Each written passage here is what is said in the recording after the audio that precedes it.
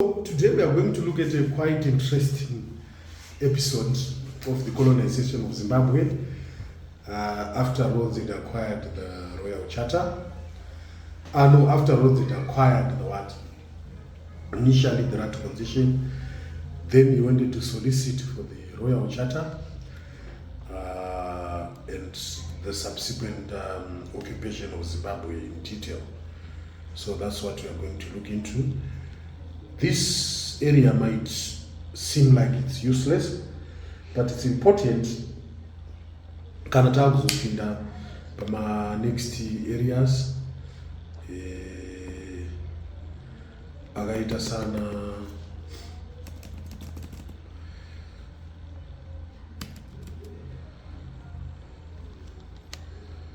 kana takupinda pama next areas akaita sana Anglo-Ndebele, that background of what happened or what caused the Anglo-Ndebele War is very important. So yesterday we managed to get much knowledge of how Cecil John Rhodes arranged the Rat concession and how they tricked Lobengula into signing, into appending it. Right. So the topic here is post-rat concession activities, like post-rat concession activities, or I'll rather call it the post-rat concession period. So Lobengula, that's when he realized that he was tricked. So he protested through an article in the Bechuanaland news, Bechuanaland do Botswana, right? I don't know. So according to Stanley Samkange, in the Origins of Rhodesia on page 87, and A. Davidson on 89, in the article he said that there was a misunderstanding about the agreement and all action in respect of the said concession is hereby suspended pending an investigation to be made by me in my country. So Lobengula raised alarm. He reviled or he was turned down this concession with the contempt it deserves according to him. So angachiti zvese zvakanyorwa imomo mune chi handina kana chandikuziya ende that thing it's not making any sense. Ipa ndo pakatanga kuvhurika maziso unoti ndatonyura akutanga kuramba manje. So Lobengula demanded the immediate return of the document from Francis Thompson. Rudd had taken the document to South Africa for a charter and left Thompson in the capital. So Thompson told Lobengula that I has seen the document already. So Thompson wrote to Jameson, our enemies may bore us out if I don't go at once to the headquarters. For A.J. Wills, Thompson told Jameson that the Rat concession was gigantic and it was like giving a man the war of Australia. So Lobengula ndo pakabati right gaindi try okutumira uchi vanhu vangu ku London. Lobengula decided to send a delegation to London for the following reasons. Number one, to find out whether there was a queen. Lobengula didn't know that there was a queen. So he sent his indunas on a fact-finding mission to establish the existence of the queen. Again, to find out whether she was as majesty as the officials were saying. And again, to find out whether Rhodes was a real representative. To ask her for advice on how to deal with the swarm of whites, as he is much troubled by whites who came into his country and asked him to dig gold. So Lobengula sent experienced and well-respected indunas. There was Umshati and Babiane. Umshati was approximately around 65 years old, and he was well-vested within the Ndebele culture. And Umshete Babiane, was approximately 75 years, and he had a very good and sharp memory. So the two left Matabeleland in February 1889. They went through Bechuanaland into Mafeking, the border between Botswana and South Africa, then into Pretoria, and from Pretoria to Joburg, and E.D. Mound. They told Lobengula that a lot of money was needed about £600. So, however, Lobengula fully sponsored the delegation right into London. Lobengula used his his own pocket to fund this. So it is even reported that they were provided suits for the first time. Ndakambona mamwe mabhuku emuhistory timu racho raratumwa rakatobhoga masutu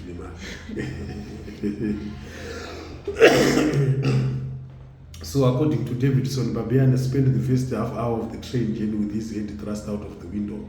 And it was the first time to like the train, So the envoys got to the Cape and Rhodes tried to convince about the ED Mount and the two Indunas, but the Indunas insisted the specific message to the Queen and allowed them to proceed to London. 2 days when they got to London on 2 March 1889, they were given good reception and they were told to feel at home. They spent a month there. The British government tried to stress them that when they returned, they were to talk of the mighty of the Britain. So, vatonzi vakatendeswa kumazuu kumachii vaida kutry kuvabozi panenge papangofamba like gospel rekuti mandibelesa anoda zvinhu zvinongonakidza nekuita sei, So just before they left London on 26 March 1889, Lord Nutford, on behalf of the Queen, had given them a vague reply of their mission. Nakunyatsaupindura zviri clear. Vaingovavharavhara because isusu kuti Lobengula from the way to go ndataura maissues mapoints avaida kuti vanobvunza kuna Queen kuda kuti Queen ari kweri ende Queen ari kuiona sei nyaya. So Queen nevanhu vake havana kunyatsakuvapa mhinduro iye yakanyatsa kuzara inobudza, vaingoita zviya zvekutsenga-tsenga. So the reply from the Queen was, number one, the Queen had given no Englishmen the permission to mine gold in Matabeleland. So the Queen said, that Lobengula could not grant hasty concessions of land. He had to consider all applicants carefully. Lobengula should not give too much, for a king gives a stranger an ox, not his whole head. Otherwise, what would other strangers arriving have to eat? So he promised Lobengula that he would be sending representatives. So the Indunas were fairly satisfied with the reply and their good reception. For as Sam Kange, before they left, they asked for an English wife for their king, so as to seal the friendship. So because at the end of the day, Rhodes akazongopiwa the charter. So charter in symbol shona indowanzodotsananguraidzira dzekuti vanhu vanonzwisisa kuti.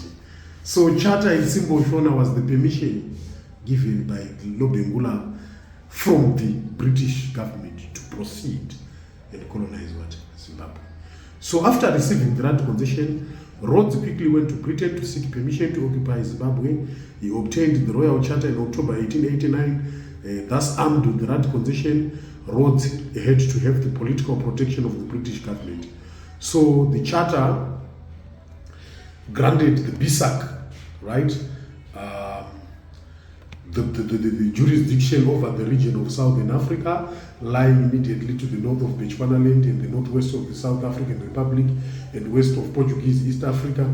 This was virtually the whole of Zimbabwe.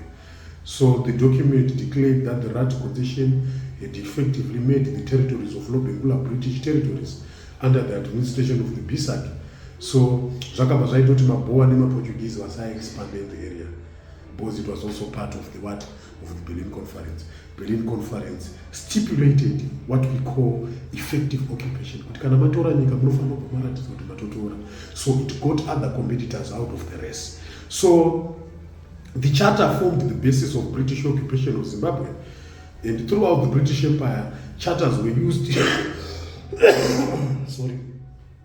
annex territories and promote British commercial activities. So during the negotiations for the charter, Rhodes had strengthened his position by forming the British South African Company. Because the British South African Company akanyatsa kuifomera nyaya iyoyo. Because kuti apiwe charter zvasingori zvinhu zvokuti mundipewo charter ndawana pakati aiwa. You needed to convince. Zvangofana kuti yoda funding for a business. Haungoti right. Chingonipai 10,000. Munoona zvadoita aiwa. No. Unofanira kungotonde something chaunenge utoita. Kutoti right. Ndipei 10,000. ini ndagara ndine plot rangu Beatrice. Paplot apa ndagara ndakatokonekta pombi dzangu dzemvura. Ndagara patori nezvirugu zvenguruwe nemarodrana. Ndagara ndine marodrana angu 20 handinawo. Nzvimbo iyi ndokwanisa kuita irrigation nechi chandisina mainputs akaita sembeu nechi. Uri kuona pane umboti right one by 10,000 munoiona ndopedza masports nini zvebusiness, you know. So kuti apiwe charter aifanira kunge aine kambani ndizo kambani yako inoita nezvatinoita nezvemainvestments nezvegold nechichi. Takanzwa kuti muZimbabwe mune gold mune maminerals akawanda zvekuti zvinokwanisa kutibatsiridza chii mukambani yedu. So that was the plan.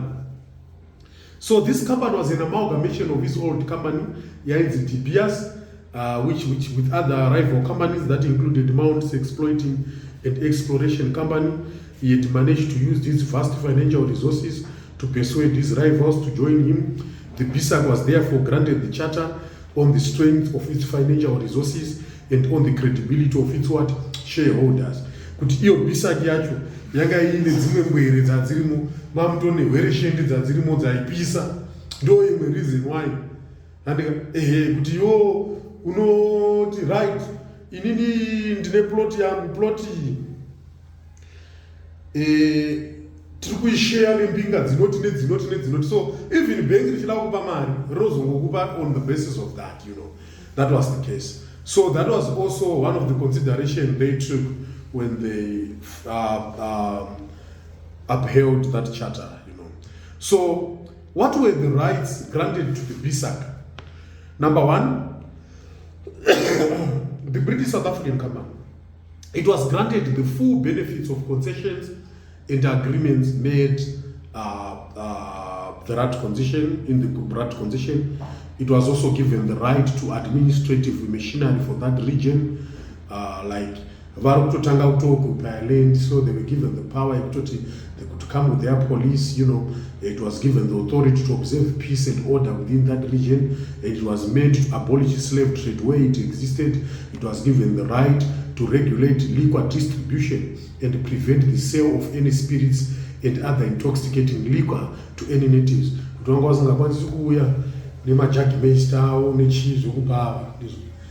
Africans were not allowed to drink European beer, liquor, and so on. So they were not to intervene with the religions of local people, respect the African traditional religion. So, but this was on paper, on the ground. Nazino, tinaona wakatongokura wachizvarirwa munana vachitoita zveRoman Anglican, but those churches came through those missionaries came through colonization, like I once explained how they engaged in politics. That's why you find out that I think I explained it. Kuti ma mission stations ese anenge aine ma social systems anenge aripo. Bozi varungu vachitanga kuuya vakaonoti kangovhura chechi chete hazvibudi. Isusu kwedu kumushamboja kune inonzi St. Andrews mission. Zvandaitaura zvayo. Pa St. Andrews pane chechi, pane kliniki, pane chikoro. Why zvinhu zvese izvi paine chechi? It is because they wanted to lure the people to the church. Kuti kaisa chigayo vanhu vanouya vauya vari palaini rechigayo toti ngatimbopindei muchechi timboite zvekunamata.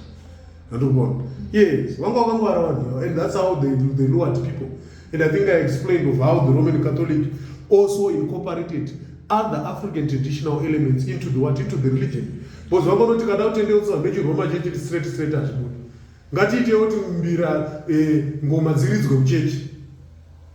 Because ukanyatsoenda chako traditionally kwazvinoitwa kunenge vanoridza mapiano, vanoiti organ or something, zvimwe instruments vanoridza zvechirungurungu. So chimwe chivanhu chavakaincorporata muchechi vaida kukwezva vanhu kuti vauye kuRoman Catholics, thereby they could what? It was part of the colonization plan. So after everything was said and done, the pioneer column came through. Because Rhodes Army Charter, Rhodes proceeded to assemble an army of occupation called the Pioneer Column. Pioneer, it means they were the first people, right? The recruitment began soon after the granting of the charter. And McCloudsey was the assembly point. They met at McCloudsey River, I think it's in South Africa down there. So while assembled at McCloudsey, so Parunzi Pioneer Columns, Takutarisa, members of Varungu Tangatanga, who colonized Zimbabwe. Utanga usvika muno. Vakatanga kurongana vari kuSouth Ikovo. So on 6 June 1890, the British High Commissioner at the Cape gave his authority that the march could start. They wanted to have a peaceful occupation of Mashonaland. Remember, Takati Zimbabwe by then was divided into Mashonaland and Matabeleland. But nenya yakuti vanga vakona nalo Bengula kuMatabeleland havana kushandisa nzira iyo. Bozo lo Bengula anga katovateya kuti vanoda kujairira. So ukatasa colonization of Zimbabwe yakatanga kuitikira kuMashonaland kuno. Apa. Tichipfura pamusika pedu pane panonzi pakopa. Ndo pakahoiswa yatinoti the Union Jack. Right. So the official march started in July 1890. So Fred Courtney Selu, pane nzvimbo inotonzi Selu, if I'm not mistaken. Unoiti Saruwe, pane inotonzi Saruwe police station mwaewe. That is after Noton, before Noton, between Noton and Chibutu. So dear Selu wachwe ndiye munhu akambotanga kusvika muno Zimbabwe. So anga agara achitoziva. So aitofamba netimbiro vachivhura nzira vachifamba. So there was the Lieutenant Colonel Pennefather, who was deputized by Captain Willowblow, led the whole groups. So the column was made up of 3 groups. The first group, called the Pioneer Corps, was made up of about 200 individuals with varied skills. Those men were kuya mzimbo. So mzimbo ichai muchada zvikoro, muchada kuwakwa, muchada mabuilder, muchada chi. So they included settler farmers, miners, doctors, carpenters, lawyers, engineers, printers, traders, builders, and even cricketers. So this was the core group, or this was the main group, which was to form the nucleus of the new white community in Zimbabwe, like Mawai Sekutanga Zimbabwe. That was the group that was supposed to substantiate it. So this was, there was Major Frank Johnson who was leading it, and this group consisted of volunteers chosen from thousands of applicants from all over Europe and Africa. So the Pioneer Corps were supported by a strong group of 500 police. Iwo wachonga protectwa nemapurisa about 500, and this group was promised 3,000 hectares and 15 gold claims, and the duty was to accompany and protect the Pioneer Corps during the march to Mashonaland and after establishing their new settlement. So again, there was also a strong force of 200 Wato warriors led by Kama's brother, which also supported the groups. Their role was to help in the clearing of the roads, herding cattle, and taking care of wagons and horses, because they were moving with wagons and horses. So it was the duty of those Wato warriors to maintain and repair some of the wagons, and also to clear the roads. Because mukufamba musango, so ndo timu rakabata mabhemba nechiri chitema miti chichivhura nzira. So Lobengula panga ari pabota, Lobengula atonzi akatoziva kuti vanhu vakuuya. Lobengula sent his intelligence, and they told him a large army of whites was coming. So according to Davidson, Lobengula sent his protest. Why, if you say I have given you the whole country, do you come in like thieves to steal it? If it is really yours, you do not need to steal it. That was statement ya Lobengula. Kuti miwa munoita zvekuita sneak in. Kana makati ndakakupai nyika yese, pindai fair. So while protesting, he felt diplomacy would still work. He also immediately sent Umshete to meet the British High Commissioner and gave him the Ndebele protest. Lobengula had also refused to accept the first consignment from the Rat concession, the 1,000 rifles. This protest was sort of a sabotage. So Lobengula sent another protest. Why were so many warriors camped at McCloudsey? Had the king committed any fault? Or had any white men been killed? Or had the white men lost anything they are looking for? So there was Jameson leading. Jameson's reply was like he had orders to march to Mashonaland. And like his point was, we are not passing through Matabeleland, we are using Mashonaland. So you want you know. So 4 weeks later, while the pioneers were already on their march, another protest was sent. And this time the answer came from Pennefather. And the answer was direct. I cannot stop or return. I had orders to go to Mashonaland, and I must obey them. If the king wishes to kill or attack, he cannot help it. So you gave this road, and I'm avoiding your crows and people. Kuti isusu tiri kushandisa road yekumashonaland. Hatisi kuita pass through your own road. So the march started from McLeod, then they went to Fort Tule. Fort Tule, I think it's present day Baked Bridge. Then they moved into Banya Island, crossing a number of small rivers, and more precisely Lundi River on 1 August 1890. Then on 14 August, they crossed the Tokwe River. They arrived at Fort Victoria, which is present-day Masvingo. So Masvingo is also seen as the oldest city in this country, and they declared it their major second settlement. And up to this time, they'd never had met any attack from the Ndebele, but only threats. Fort Victoria was named after the British Queen, Victoria. So they used flashlights to scare away enemies and wild animals. In the Fort Victoria, they moved 100 kilometers to the north to Fort Charter. Fort Charter is called Engledondo, present-day Chifu, and they established a new settlement. So, pane vamwe vatosara ipapa. Like vaifamba, vamwe vakatosara pa Fort Victoria, vamwe vakatosara pa Fort Chifu pacho pa Fort Charter. So then on 11 September 1890, they crossed the Unyani River, and on 12 September, they established Fort Salisbury, which is present-day Harare. So it was named after the British Prime Minister, Lord Salisbury. So on that day, on 12 September 1890, Natenze Makusen, they raised the Union Jack, that British flag, and declared the area to have fallen under the British. That's how the colonization happened. So Salisbury, even up to now, while we are calling it Harare, it is the center or the capital. So they made it the capital then. So as Chaminuka had predicted, the needless why it's was Namad. Where it was Namad because one was na my trouser. So my trouser was going to So the Shona looked at these people as trading partners, just like the Portuguese. There was a peaceful coexistence between the Shona and the whites. My whites are going to go by land, no problem. So in my Tableland, noise right? So Lobengula's young warriors, the Amajaya, were agitated and greatly irritated. They wanted a military confrontation with the invading whites, but the King Lobengula, who was still anxious for peace, restrained them. So that's how the colonization happened.